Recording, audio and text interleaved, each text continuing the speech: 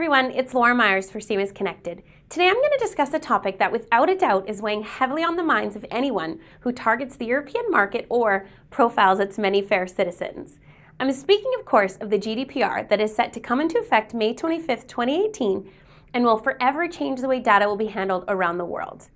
In an effort to assist organizations in navigating the somewhat daunting task of compliance, the data science company Dataiku recently published a white paper on the 5 essential pillars of big data GDPR compliance.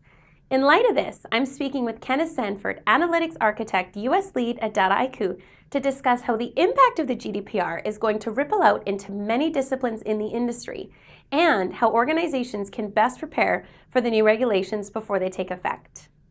Hello, Ken. How are you doing today? I'm fantastic. Beautiful day here in New York. Awesome. That sounds idyllic. We'll start off by you telling us what the top 3 changes are you suggest for organizations that want to get up to speed with GDPR requirements now. Yeah, so that's a good question because getting up to speed before the rules actually come into place is pretty important, right? And so yes, there's some lead time. We have a year, but as you can imagine, in my experience in financial services suggests, and the way that like Basel II predated CCAR and DFAST, it's only a matter of before U.S.-based companies are going to have their U.S.-based data subject to a new regulation. But even in the interim, right, if your data are sitting in Europe and you are a U.S.-based company, you're going to have to deal with this. So it's probably important to develop a plan quickly. One of those is first and foremost to look at the amount of data replication that you're doing. I've seen this in all my years in the analytics industry that a lot of the work is still being done on a laptop. It's still being done in a very decentralized way. There are copies of data throughout the organization. And so even despite there being a huge push towards centralization, data laking, Hadoop, there's still copies everywhere. People are just using Hadoop as a way to extract and then put on their laptop, and that's not really a good thing. So I do hope that the look at centralization will sort of kind of kill the laptop mentality. Number 2 is to start to develop audit capabilities, start to develop cataloging capabilities. Where are my data sitting? What are they being used in? What projects are they touching? What models are being built off of what data? And software can help do that, but there's also a lot of change management, and that's the third, right? So aligning teams around being an analytics first organization. A neat byproduct of my role is that I get to see lots of different companies, and every company wants to become, regardless of whether they're the retail space, the industrial space, the communication space, they want to become a software company, and not a generic software company. They want to become an analytically driven software company. That's where the disruption's been coming from, right? So they're really trying to get into that space. So aligning and informing your teams, creating a leader of that data practice, that analytics practice that understands what the end goal is. Those are 3 things, right? Look at data replication, begin to develop audit capabilities, probably utilizing some software, and then aligning and informing teams. That centralization, auto capabilities, and aligning and informing teams really brings to mind the products that could be utilized by businesses as they prepare, creating many opportunities for vendors and service providers. In your opinion, what does the 2018 European Data Protection Regulation mean to them? Well, let's be honest, it's good, right? No, it's a good time to be in a space where there's governance, right? And one of the neat things about being with my current company is that we're all about governance, right? And so taking a hard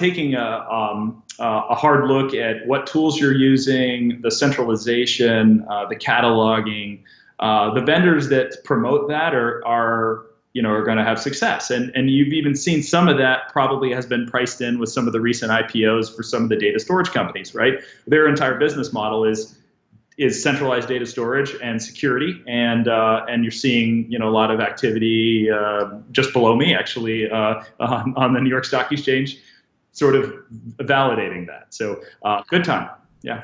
Now, to shift gears a bit, the legislated principle of data protection by design dictates that companies must use the smallest amount of personal data for the shortest period of time, expose it to as few employees as possible, and delete it as soon as they can. So I would like to hear from you what this means for the more data-driven, machine learning-powered marketing. Yeah, it's funny. In all my research on this, right? There's all these really specific requirements, and in the end, it comes down to show me, give me, delete me, right? And so, as a person who has the data, the company needs to be able to say, hey, where is this being used? Give it to me, and that sounds like somebody's running around behind me, so I apologize. We're doing some construction.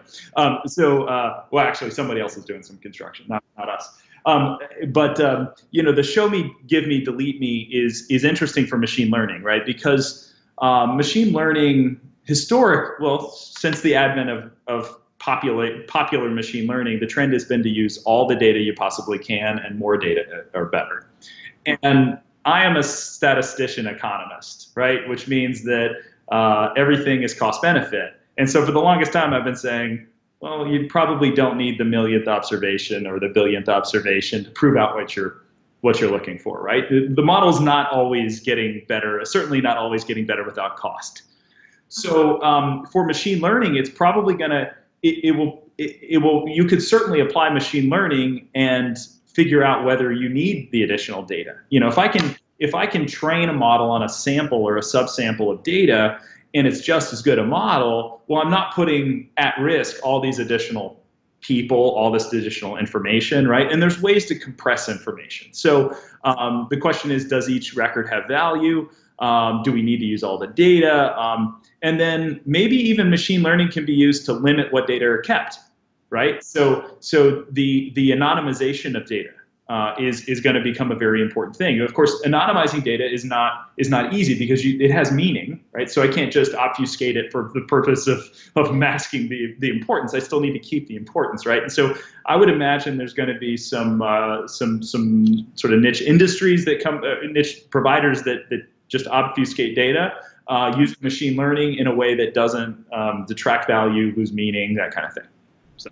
Okay, I'll admit this is a bit off topic, but do you feel like right now organizations are just very excited to be gathering data without actually knowing how they're going to use it? Like, it's almost a smash and grab with data mentality.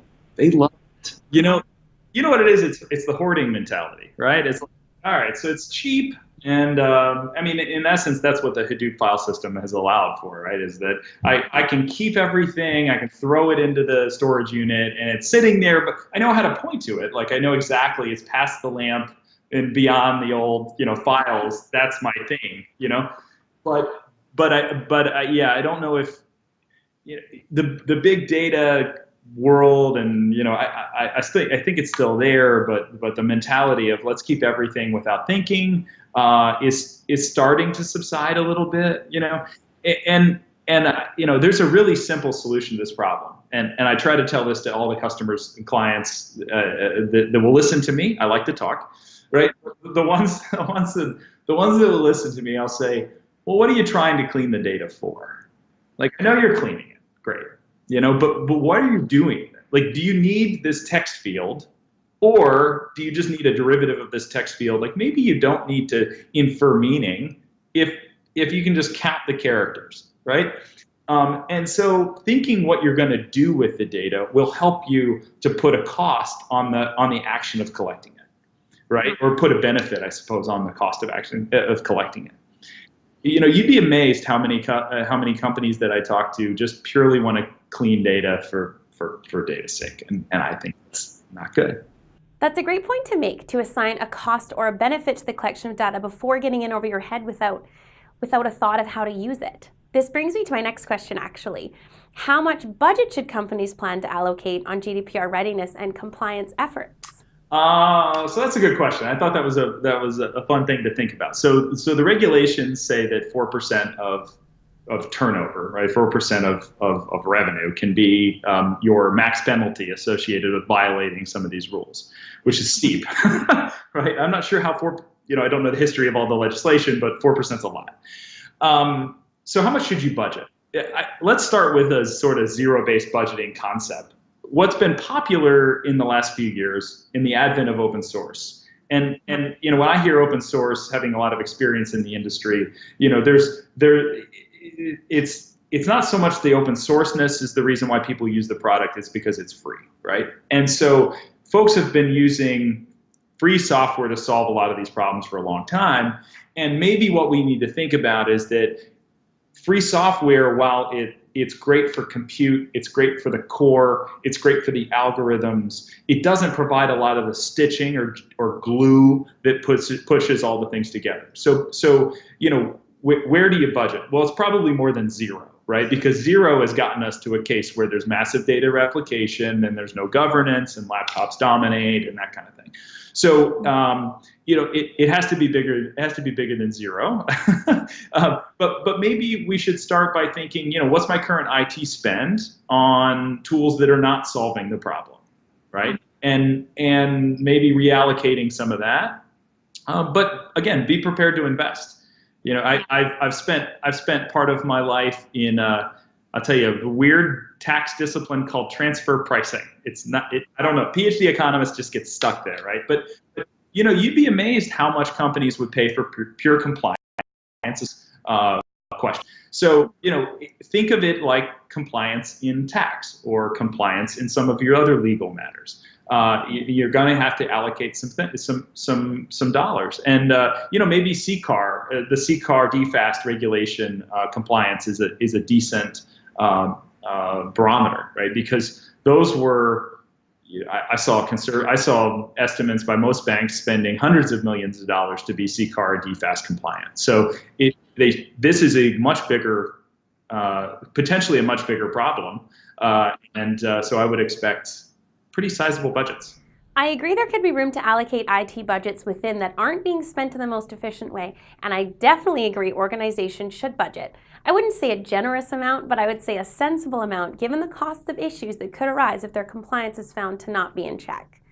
On that note, that's all the questions I have for you, Ken. That's it. We can do a few more.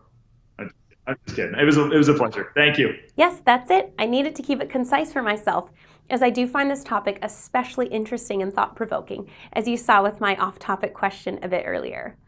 That was Ken Sanford, Analytics Architect, U.S. Lead at Dataiku, going over preparation, impact, and even opportunities the GDPR is inherently creating for various vendors and service providers. For more on the GDPR as it unfolds, be sure to always check back right here at CMS-Connected.